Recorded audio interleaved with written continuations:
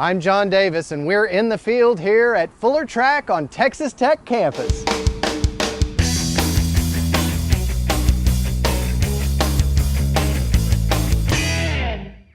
Now, I'm not exactly a former track and field star. I'm not reliving any glory days here, but that makes me in some ways the perfect candidate for the experiment I'm about to participate in. I'm here with Hannah Friedman. Hannah, nice to meet you. Nice to meet you, sir. And you are an assistant professor in classical archaeology. I am indeed. What are we doing on the track today? Today we're running an experiment on the ancient long jump. The Greeks, of course, invented the Olympics and had multiple different track and field events. One of the ones that we're interested in is the long jump. We know they did it. We've got vase depictions of it, but what we don't have is a really good, almost athletic manual telling us exactly how they did it. So that's sort of what we're experimenting with here today. I see. So tell me a little bit about how you're approaching this and why you're doing it the way you're doing it. Well, some people have done computer models before with this, sort of imaginary people. We know that there's a few studies, they sort of run this out every time the modern Olympics comes around. They'll hand somebody some weights and have them jump. But they usually use dumbbells. And those aren't the same as the way the ancient Greeks did it. So we're doing it more true to form, which is we actually created ancient Greek jumping weights, halteres. Okay. And we're using those for the experiment, and we found they're more aerodynamic. So it's working a lot better than the other experiments we've ever seen. So what am I going to do to help you today? Well, today, if you'd like to, you can jump. Let's do it. All right then. I'm ready. Well, John, this is Dr. Larmour, a Horn professor of classics. Nice to meet you. Thanks for talking with me. And an expert on sport and spectacle in the ancient world. Oh, well, that's just what I want to know next. All right. Tell me a little bit about how you got into the long jump and what makes this event so enigmatic. I found that when I was teaching ancient sports, it was quite easy to explain how they did running races, how they threw the javelin, things like combat sports were all pretty clear, but the ancient Greek jump has one unusual feature from our point of view, which is that the runners or the jumpers carried a pair of weights in their hands. And the purpose of our experiments is to try to determine whether it was designed to increase forward momentum, in other words, to make the jump longer, or whether it was to provide stability during the jump and possibly for the landing. Where do you find a set of halteres in the 21st century? Well, that's not easy. Our evidence for halteres comes from Greek vase paintings. Okay. That's where we know their general shape. They're sort of curved like telephone receivers. So they're not quite like dumbbells, but really you have to make them.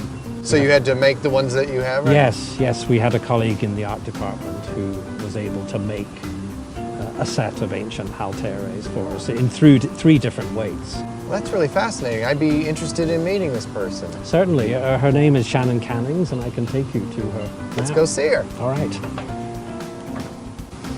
John, this is Shannon Cannings, Hi. who made these Nice to meet you. replicas of the jumping weights we've been using. Okay.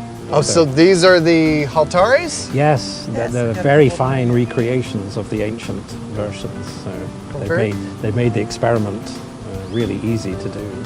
So Shannon, how do you make halteres?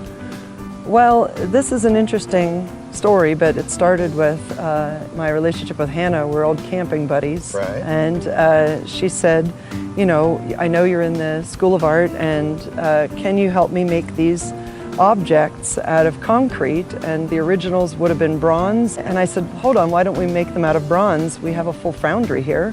So we made 3 different sets that are all different weights. Can I feel? Absolutely. This is the medium weight. You're holding them backwards. Oh, there we go. Like that. Blades to the first. front, yeah. Awesome. They are kind of heavy, huh? They are. And pretty hefty. This will be interesting to see how it feels to run with these and jump with these.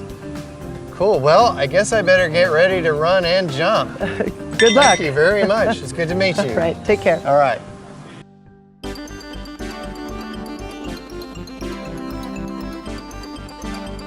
Hi, Diane. I'm John Davis. Nice to meet you. Welcome to Tech. I understand you're going to be my coach for today. I am. I just wanted to make sure that I got warmed up correctly before I go and make a fool of myself. So that's good. That's good. Good plan. What should I do to get ready for this event? Well, I think it's a very important point that you bring up about warming up correctly, safely, and adequately, because that's a lot of the times the biggest thing that will prevent people from getting injured is having a comprehensive warm-up. So what should I do first? Generally speaking, when coaching athletes, you want to have at least a half-mile warm-up for a sprinter or a ballistic jumper type athlete. Okay. So generally speaking, I've had athletes jog 400 meters, and then the second 400 meters involves different dynamic drills and movements.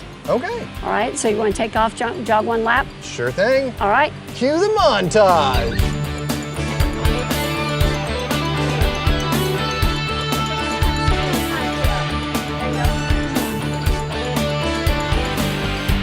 I think I'm ready. Let's do it.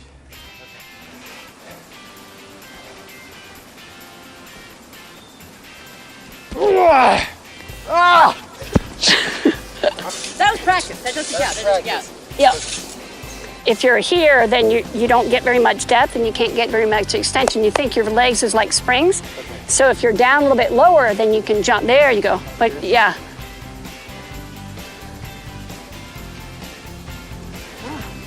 There you go, forward, forward, forward. There you go. I think I got a little farther that time. You did. You got 6'4". Yes, that's my body height. All right, that's all right. That actually increased my length. It did. With the heavier weights. It did. Is that what you're finding? We're finding that, especially for tall people, yes, heavier weights tend to make people land more forward. Okay. Not that you did that once, but more forward, and tends to make them go a little bit longer.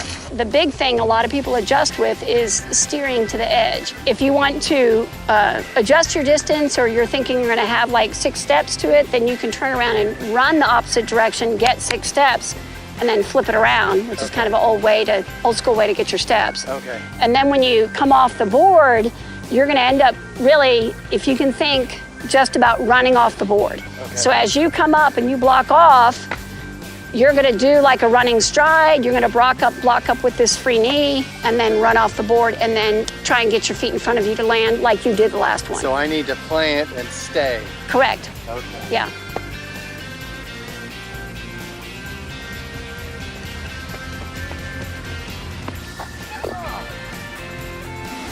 That was much farther. Yeah. Good job. Yep.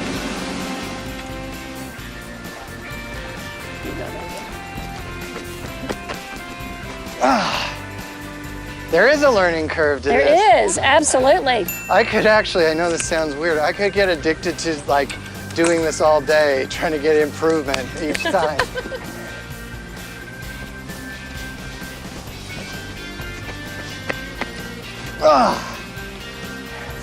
I'm not happy. Let's do it again.